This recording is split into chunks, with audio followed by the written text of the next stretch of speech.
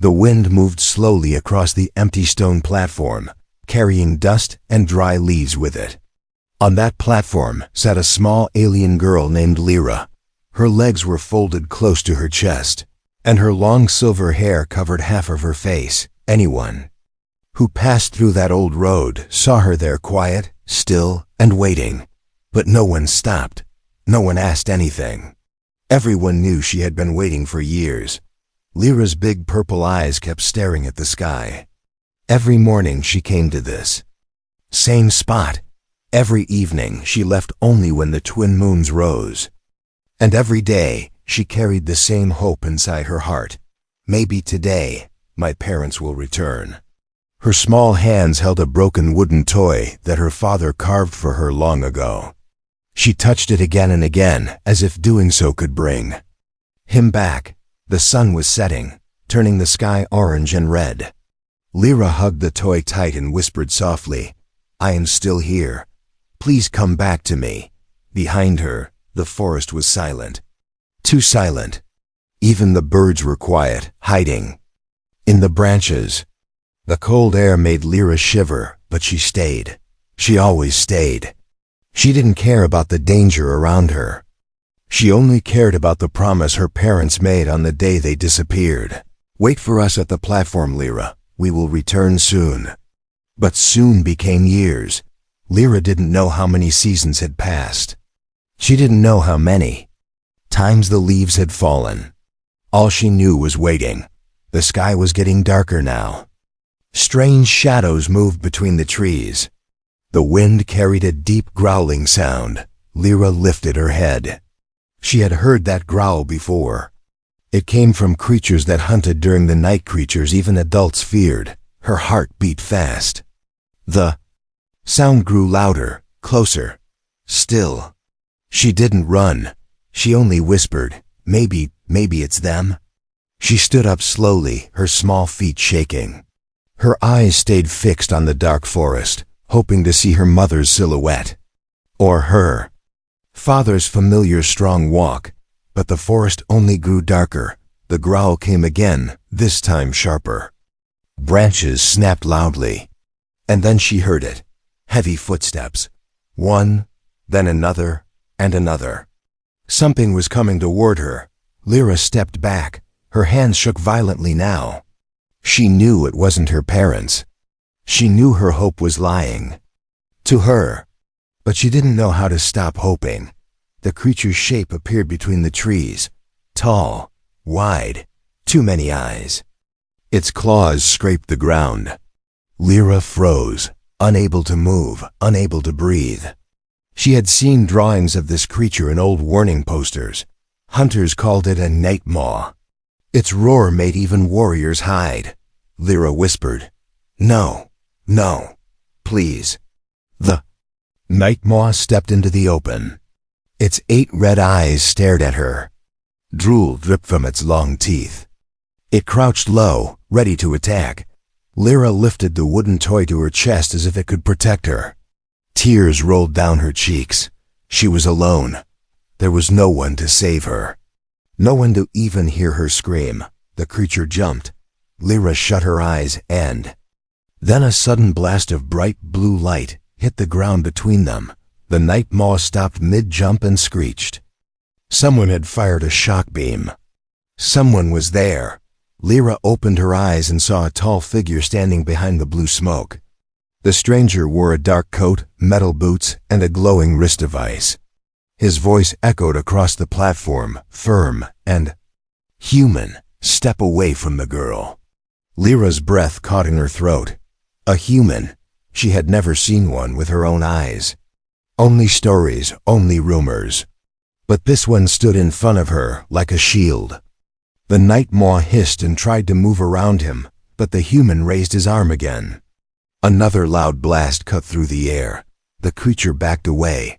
The human stepped forward slowly, keeping himself between Lyra and the danger. He turned his head slightly and spoke without looking at her. "Don't be scared. I won't let anything hurt you." Lyra didn't know why, but she believed him instantly.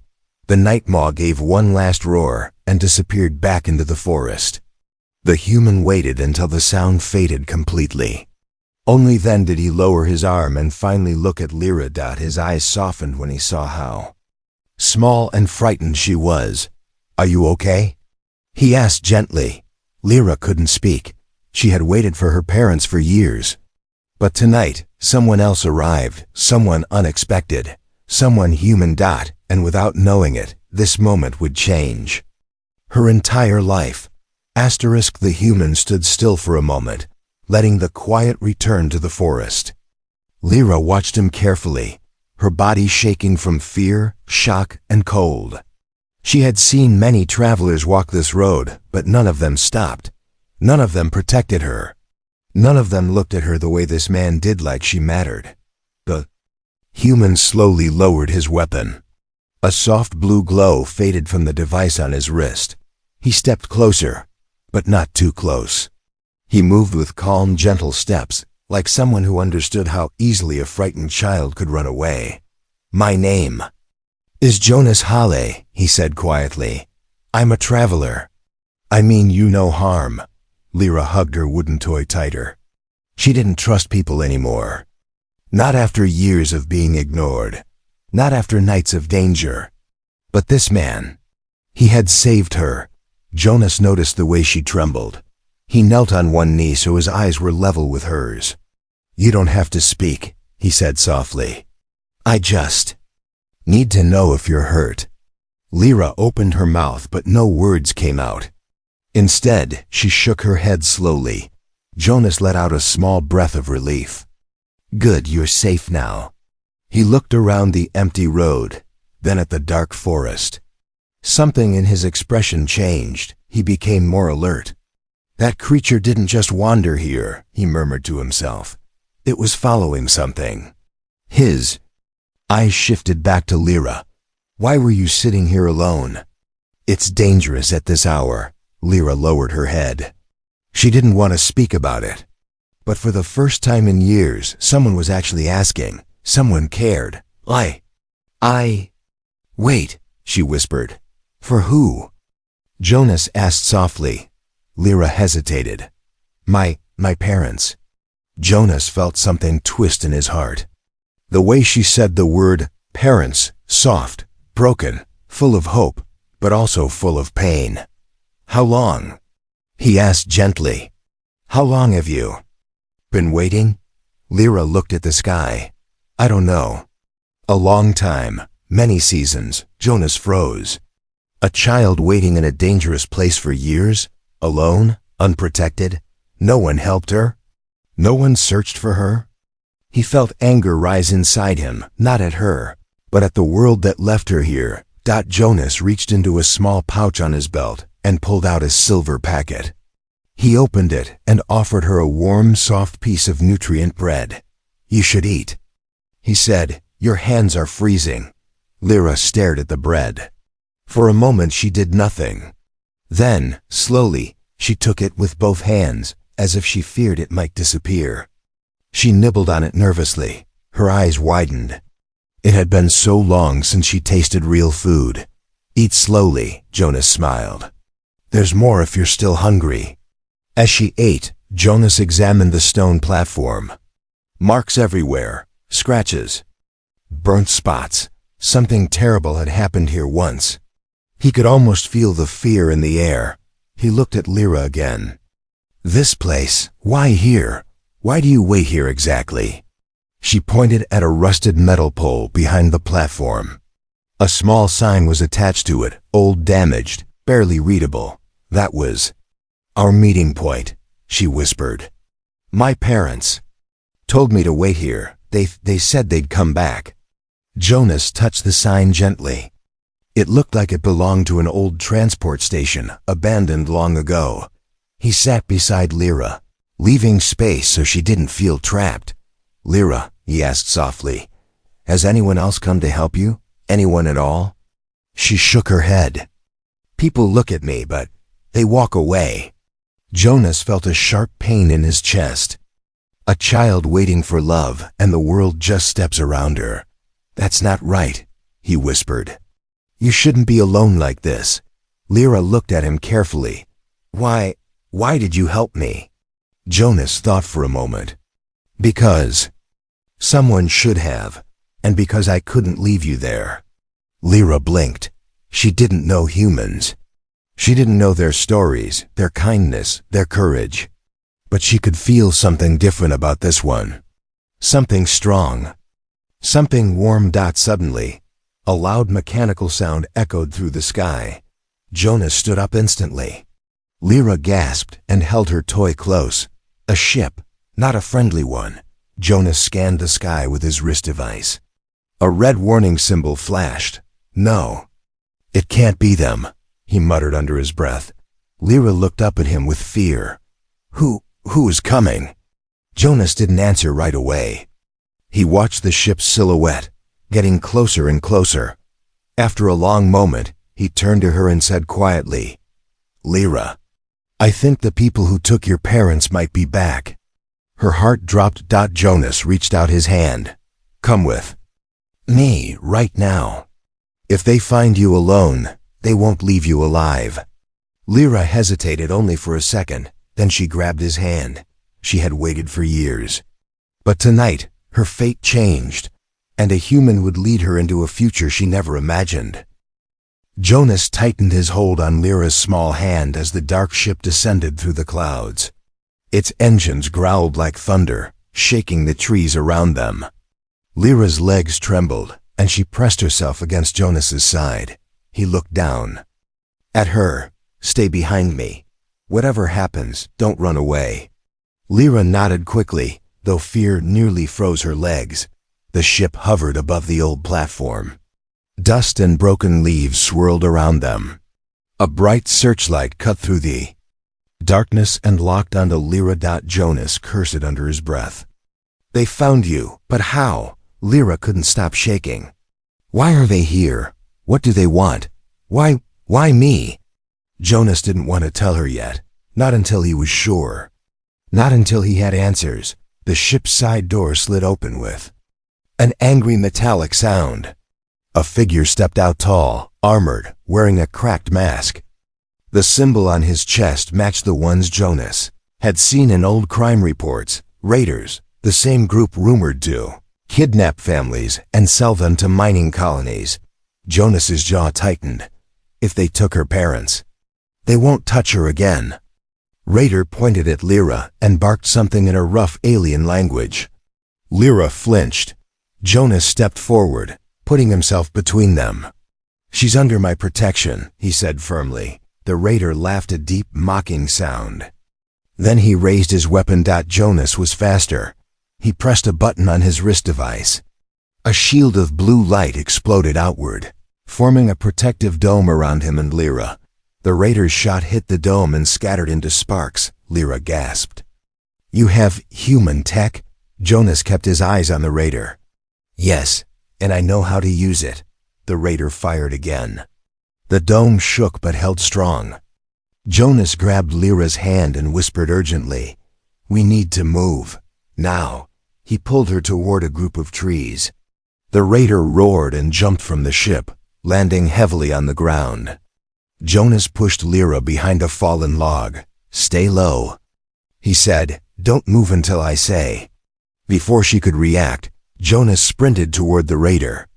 The raider swung a metal staff at him, but Jonas ducked and hit him with a stunned pulse. The raider stumbled, shocked but not defeated. He attacked again, faster this time. Every blow the raider gave echoed with power. Jonas dodged, blocked, and countered. Sparks flew. Energy flared.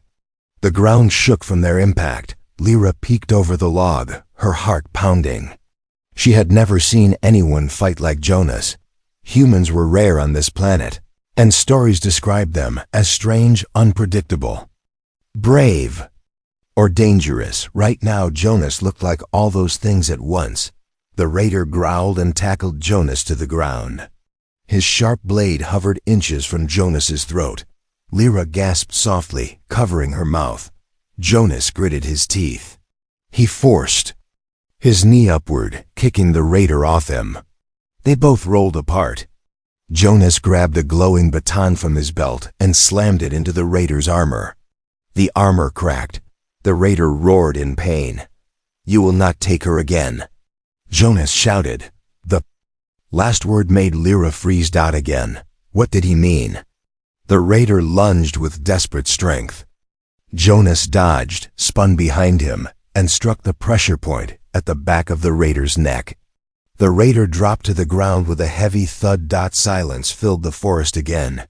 The ship hovered above, still searching. Jonas grabbed the raider's wrist, pressed a button on the armor, and switched off the ship's tracking beacon. The searchlight blinked twice and shut off. The ship drifted upward, confused, engine fading into the distance. Lyra stood slowly, her legs unsteady. "Jonas, you saved me. Twice." Jonas wiped the dirt and blood from his face. He walked to her and knelt, making sure she saw his eyes clearly. "Lyra, they were hunting you, not by accident. They were looking for you on purpose." Lyra's breath hitched. But why? I'm just a child." Jonas closed his eyes for a second. This was the hardest part. When he opened them, his voice was soft but steady. "These raiders, they are the same ones who took your parents." Lyra felt something break inside her. Her chest tightened. Her fingers went cold. The world around her seemed to fade. "No." She whispered. "They said they would come back. They would never leave me." Jonas held her shoulders gently. "They didn't leave you. They were taken, like they tried to take you." Tears rolled down Lyra's cheeks, but she didn't cry loudly. She cried silently, the way someone cries after years of pretending to be strong. Jonas wrapped his coat around her small, shaking body. "I'm sorry," he whispered, "but I swear, I won't let them take you. And I won't let them disappear forever." Lyra looked up at him, her face wet, her eyes red. "Why? Why would you help me?" Jonas's answer was simple. "Because you shouldn't be alone anymore." Lyra didn't know what her future would be, but she knew one thing: her waiting was over. Her journey with a human by her side had just begun. The forest grew darker as Jonas guided Lyra away from the old platform. She walked beside him silently, holding her wooden toy close to her chest. Her steps were small, slow, and weak, as if every part of her body was tired after years of waiting. Jonas kept scanning the area with his wrist device. Even after defeating the raider, he knew more danger could be close. Raiders never worked alone. Lyra finally spoke in a soft voice. "Jonas, how do you know about the raiders?" Jonas paused. He didn't want to scare her, but she deserved the truth. "I've been tracking them for months," he said. "They've been attacking villages, capturing families, selling them to work camps. I came to this planet to find proof." Lyra looked down. My parents, they were good people. They would never go with raiders." Jonas gently touched her shoulder. "I know. That's why I need to show you something." He pointed across the forest. "There's a place not far from here, I think. You need to see it." They walked for almost 10 minutes until the trees opened into a small clearing. In the center lay a crashed transport shuttle, old, burned, and covered in vines. Its metal body was cracked in half, like a wounded creature left to rot. Lyra stopped. A strange feeling hit her chest. She had seen this shuttle before, a long time ago. Her voice broke. "This is where I last saw them," Jonas nodded. "Yes, I found this wreck 2 days ago. I didn't know it was your family's shuttle until now." Lyra walked toward the broken entrance, touching the burnt edges with shaking fingers. She remembered fire, screaming, the ground shaking, her mother lifting her, her father shouting her name. Jonas followed behind her, quiet and respectful. Inside the shuttle, dust covered everything: broken chairs, fallen panels, a cracked screen still flickering faint blue light. Lyra touched a small flower charm stuck to the wall. It belonged to her mother. Her tears came before she could stop them. Jonas watched silently. He understood pain. He had seen it in many places, many worlds. Lyra turned to him with trembling lips. They were here. They tried to come back to me. Jonas nodded slowly. Yes, and I think they were trying to protect you. He walked to a half-burned console and tapped his wrist device against it. A soft beep sounded. A hidden file. Opened a voice recording. Lyra gasped. Is that? Jonas didn't answer. He pressed play. A woman's voice filled the broken shuttle weak, frightened, but full of love. Lyra. If someone finds this, please, protect our daughter. Lyra covered her mouth as tears streamed down her face. The recording continued. A deeper voice spoke next. Her father. We are being taken. Raiders attacked us at the station. We are fighting, but... Static interrupted the message. The sound returned for a moment. Lyra, my little star. We will find you again. Don't be scared. The recording ended. Lyra sank to her knees. Jonas, they didn't leave me. They tried to come back. They didn't forget me. Jonas knelt beside her. They loved you, and they fought to protect you. Lyra cried quietly. Not because she was broken, but because she finally understood the truth she had never been told. For years, she waited because she believed her parents abandoned her. Now she knew they had fought for her, and were still out there somewhere. Jonas placed his coat around her shoulders again. There's more, he said gently. I found footprints around this shuttle, Raider prints. They didn't leave anyone behind. Lyra wiped her tears. Then they are alive? Jonas hesitated. I don't know. But I know this. The Raiders wanted your family for something. And they came back tonight because they realized you survived. Lyra's small hands clenched into fists. Jonas, I want to find them. I want my parents back. Jonas smiled softly. I was hoping you'd say that. He stood and offered her his hand. She took it without fear. We'll leave tonight, he said. We'll search every region, every outpost, every ship they control. I won't stop until I find answers. I promise. Lyra looked at the wreckage once more. She whispered to the empty shuttle, I'm coming for you, Mama, Papa. Please, wait for me. As they stepped outside, the wind blew softly, almost as if the forest itself was giving them courage. Jonas activated a small beacon. A bright blue signal shot into the sky calling his ship. Lyra stood beside him, wiping her last tear.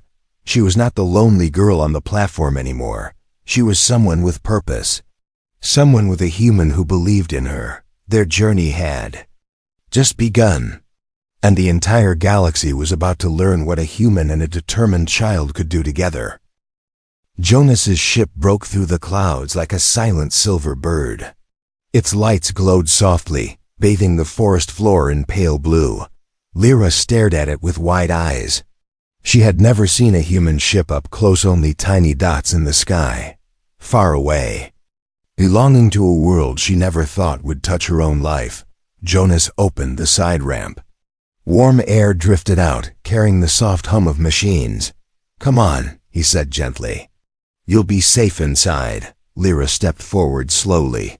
But as soon as she touched the ship's metal floor, her legs shook. Her chest tightened. She suddenly felt dizzy. So many emotions rushed at her at once: fear, hope, confusion, pain. Jonas noticed immediately. Lyra, what's wrong? She didn't answer. Instead, she stepped back and hugged her wooden toy tightly. Tears she thought had already ended began to fall again. Her voice came out in a soft, broken whisper. They fought for me. They tried to come back. And I just sat there for years, on that platform, thinking they left me. Her breath caught. She covered her face with both hands. I thought they didn't want me anymore. I thought I wasn't important. Jonas's heart twisted painfully. He had seen soldiers cry, families scream, planets burn. But nothing hurt like seeing a Child blame herself for something she never caused. He kneeled in front of her slowly. "Lyra," he said softly, "look at me." She didn't move. "Lyra," he repeated, "please look at me." Her trembling hands lowered just enough for her big purple eyes to peek out, shining with tears. Jonas placed a hand gently on her shoulder. "You were a child waiting for love. You didn't do anything wrong. They didn't leave you. They were taken. And they never stopped fighting for you, not for a single moment." Lyra shook her head weakly. But I just sat there. Maybe I should have searched. Maybe I should have." "No," Jonas stopped her firmly. "A child shouldn't have to search for parents stolen by monsters. A child should be protected, and the world failed you." Lyra began to sob. Loud now, painful, all the years she stayed quiet. All the months she hid her fear. They crashed over her like a wave. Jonas didn't wait. He pulled her into his arms gently, not too tight, just enough for her to feel she wasn't alone anymore. "It's okay," he whispered. "Let it out. You don't have to be strong alone." For the first time since her parents vanished, Lyra cried like a child. Minutes passed. The forest was silent, as if giving them space. When she finally calmed, Jonas wiped her cheeks with a soft cloth. "Feel better?" he asked. She nodded weakly. "A little," he smiled warmly. "Good, because now we start something new." He stood and offered his hand again. "We're going to find them." Lyra hesitated. Her fingers twitched. "Jonas, what if they're not alive?" Jonas took a deep breath, then knelt again so she'd see truth in his eyes. "Then we'll find what happened. We'll make the raiders answer for every cry you cried alone. But Lyra," he placed a hand on his chest, "I won't lie to you. This journey will be hard, dangerous, but you won't face it alone. Not anymore." Lyra's lips trembled. Why are you helping me so much?" Jonas didn't answer immediately. He looked at the stars above, the same stars Lyra had stared at for years. "Because when I saw you sitting there," he said softly, "I saw someone who refused to give up. Someone who waited with hope while the world ignored her. You deserve a chance, and your parents deserve justice." He took her small hands in his. "So here's my promise, Lyra. I will search every planet, every station, every raider ship. I will not stop, not until you have your family back, or until I become the family you need." Lyra's heart throbbed painfully. "And no one ever promised me anything before," she whispered. Jonas smiled. "Then let this be the first promise." The wind brushed past them gently, as if carrying those words across the stars. Lyra finally took a deep breath. She wiped her eyes and nodded with determination. "Okay," she whispered. "Let's find them." Jonas guided her into the ship.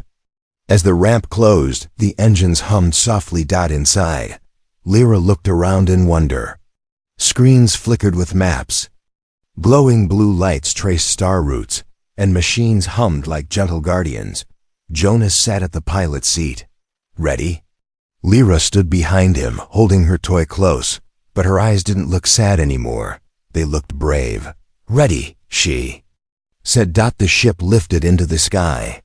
The forest shrank below, and the world Lyra waited in for years finally disappeared behind the clouds. Jonas looked at her through the mirror.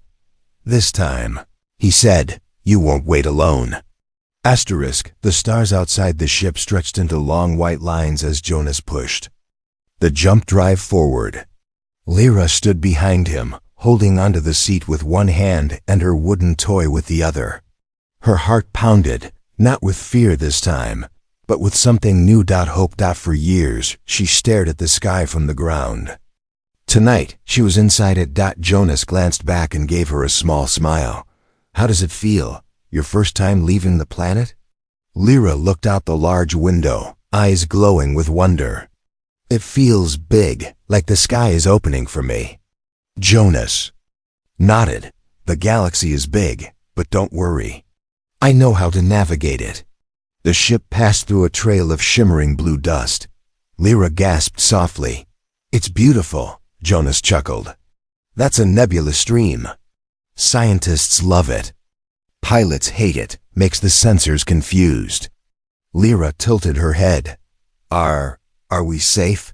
We will be, Jonas said confidently. As long as we don't slow down. But they had to. Minutes later, red lights blinked on the control panel. Jonas frowned. That's not good, Lyra swallowed. What does that mean? We're being scanned, Jonas said. Something is watching us. A shiver ran through her. Raiders? Jonas shook his head slowly. No, this isn't Raider tech. This feels different. The stars snapped back into their normal shape as the ship dropped out of hyperspeed. A massive shadow appeared in front. Of them, a giant structure floating in space, shaped like a twisted ring. Its lights flickered like angry eyes. Lyra stepped back. What is that? A damaged jump gate, Jonas answered. Old. Broken, unstable. We need to pass through it, but it's risky. He tapped the controls.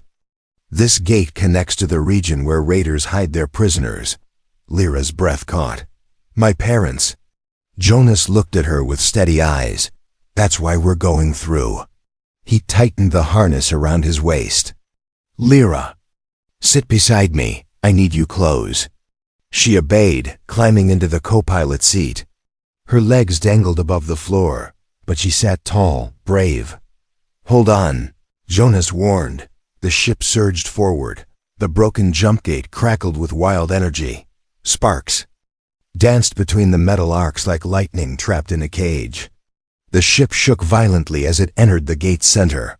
Alarms screamed. The lights flickered. Lyra grabbed Jonas's arm.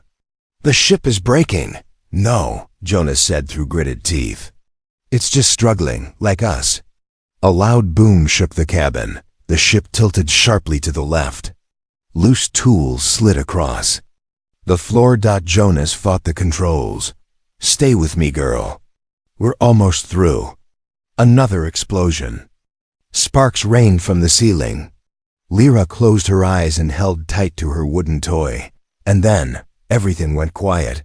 The shaking stopped. Lyra opened her eyes slowly. Outside the window was a new sky full of dark red clouds and swirling silver. Dust. Strange moons hung above a jagged asteroid field. Where are we? Lyra whispered. Jonas exhaled deeply. The Red Veil sector. Raiders built camps here. He scanned the area. After a moment, his screen beeped. Jonas's eyes widened. I'm picking up a signal. An ID tag. 2, actually. Lyra leaned forward. What does that mean? Jonas swallowed hard. It means someone from your family is or was alive here. These tags belong to your parents. Lyra's breath trembled. Mama, Papa. The ship flew deeper into the sector. Small pirate drones darted across the sky like insects. Jonas kept them at a distance by turning off the ship's lights and flying low, hiding between asteroids. Lyra watched Jonas's hands move smoothly across the controls. He flew with skill, confidence, and courage she had never seen before. Jonas? She whispered. Yes? Why do humans risk so much for strangers? Jonas smiled faintly. Because humans know what it feels like to lose something. And we don't want others to feel that pain alone. Lyra hugged her toy close. I'm glad you found me. Jonas didn't look away from the controls, but his voice softened. I'm glad too, Lyra. Suddenly, a large shadow appeared on the radar. Jonas tensed. A raider cruiser, and it's huge. The cruiser moved slowly, dragging several smaller ships behind it, like a predator herding prey. Lyra felt fear rise. Again, are my parents on that ship? Jonas's voice became firm. Maybe, and we're going to find out. He switched off the engines completely. The ship drifted in silence. Lyra looked at him, confused. Why did we stop? Because we're going to sneak in, Jonas said. If we go loudly, they'll destroy us. If we move like a shadow, We might get inside without being noticed. He looked at her seriously. Lyra, from this point on, the danger is real. You need to stay close to me. Always. She nodded bravely. I will. The raider cruiser loomed ahead, dark and monstrous. Lyra took a deep breath. For the first time in years, she wasn't waiting anymore. She was searching. And beside her was a human who refused to let her fight alone. The raider cruiser drifted like a dark mountain in space, silent, cold, impossible to approach without fear. Lyra stared at it through the ship window. The giant metal surface was covered in scars, burn marks, and strange symbols that looked like warnings. Jonas powered down every light, every sound. His ship glided toward the cruiser like a shadow moving through deeper shadow. Lyra, he whispered, stay low and hold onto the seat. She nodded, gripping her wooden toy. Her heart thumped hard, but she didn't feel weak this time. She felt ready. Jonas maneuvered the ship to a maintenance hatch at the cruiser's underside. The raiders used these hatches only for repairs. They never expected anyone to enter from here. That's our door, Jonas said. The ship attached with a soft click. The airlock sealed. Jonas stood and grabbed a small pack from the wall. Lyra, he said softly, from this moment on you stay behind me. No matter what. I will, she whispered. He placed a small glowing bracelet around her wrist. This will keep you hidden from their scanners. Don't take it off. She touched it gently. Thank you. Jonas smiled, though there was worry in his eyes. Ready? Lyra inhaled deeply. Yes. The airlock opened. A cold smell rushed in, metal, oil, and something darker. The corridor ahead was dim, lit only by flickering red lights. Jonas moved quickly, silent like he had done this 1,000 times. Lyra followed quietly, her small feet barely making a sound. Every corner felt dangerous. Every shadow felt alive. They reached a large door. Jonas scanned it with his wrist device. There are life signs inside, he whispered. Many prisoners. Lyra's breath caught. Mama. Papa. Jonas looked at her and nodded. He hacked into the door panel. Sparks flew. The door slid open just enough for them to slip through. Inside was a cold metal hall filled with cages. Lyra's eyes widened. Dozens of aliens of different species sat inside small metal cells, tired, weak, hungry. Some were unconscious. Some were whispering prayers. Some didn't even react. And then a soft voice called out from the far corner. Lyra. Lyra froze. Her heart stopped.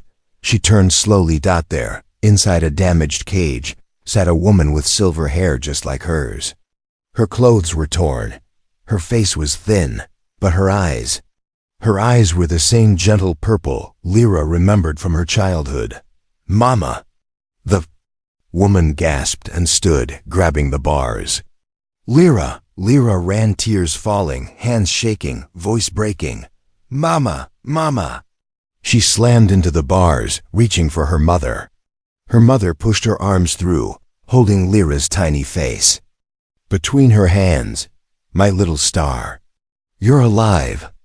You're alive, the woman cried, her voice shaking with joy and pain. Jonas moved to the cage's lock and began working quickly. His hands trembled not from fear, but from the weight of the moment. A shout echoed behind them. Stop! A group of raiders ran into the hall, weapons raised. Jonas grabbed Lyra and pulled her back as shots fired. Cages sparked. Prisoners screamed. Jonas stepped in front of Lyra, raising his shield generator. A blue dome formed around them, barely holding against the heavy fire. Lyra clung to him. Jonas, my father, where is he? The woman pointed across the hall. His cage. The one with red lights, he's weak. Jonas gritted his teeth. We're getting both of them. Stay behind me. He charged forward. The raiders fired, but Jonas moved like a storm. He slammed his stun baton into one raider, kicked another into a cage. grabbed a metal pipe and threw it into a control panel, shutting off half the lights. Lyra's mother shouted, "Watch out!" A raider lunged at Jonas with a blade. Jonas barely blocked it. The blade scraped his shoulder. He hissed in pain. "Jonas!" Lyra cried. He pushed the raider back and blasted him with a shock pulse. Finally, Jonas reached the second cage. A weak man inside lifted his head, silver hair like Lyra's tired eyes, but still alive. "Papa," Lyra whispered. Jonas broke. The door swung open. Her father fell forward, and Jonas caught him. "Easy. I've got you." The man looked up at Jonas, confused. Who are you?" Jonas smiled weakly. "A friend of your daughter." Lyra rushed to her father and threw her arms around him. He hugged her tightly despite his weakness. "My little star. You waited. You really waited. I thought you left me," she sobbed. Her father shook his head. "Never. We fought to return to you." Jonas helped both parents stand as more raiders approached. "We need to leave," Jonas said. "Now." But before the raiders could fire, the prisoners rose. Dozens of weak aliens stood behind Jonas and Lyra's family and stared angrily at the raiders who had kept them in cages. Jonas raised his voice. "If you want freedom, this is your moment." The prisoners roared and charged. A battle erupted across the hall. Jonas guided Lyra and her parents toward the exit. The ship was waiting. The airlock sealed behind them. As they escaped into space, the raider cruiser exploded from inside, destroyed by the prisoners, who refused to live in chains anymore. Lyra held both her parents' hands tightly. Jonas sat in the pilot's seat, bloody, tired, but smiling. Lyra's mother looked at him, human. "You saved our daughter. You saved us." Lyra leaned close, whispering, "He didn't just save me. He stayed with me." Across the galaxy, leaders received news about what a lone human had done, saving an alien child, freeing prisoners, destroying a raider cruiser. Many bowed their heads in respect, because this day proved something powerful. Humanity was more than strength. It was heart. And one human's heart changed a whole galaxy. Lyra hugged Jonas from behind. "I waited for years, but meeting you was the miracle." Jonas smiled softly. "And now, Lyra, your waiting is over."